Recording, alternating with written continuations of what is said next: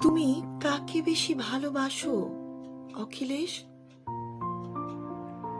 চিৎকার করে জানতে ইচ্ছে করে। এই যে হেরে গেলাম নিজের কাছে, এই যে সে তোমার সবটুকু পেল, আর আমি শূন্যতা নিয়ে দৌড়ে গেলাম অরণ্যে। কোন ঈশ্বরের কাছে বলবো এই দুঃখ? আমি অনেক দূরে চলে যাব অখিলেশ, এই গ্রাম মফস্বল দেশ ছেড়ে বহু বহু দূরে।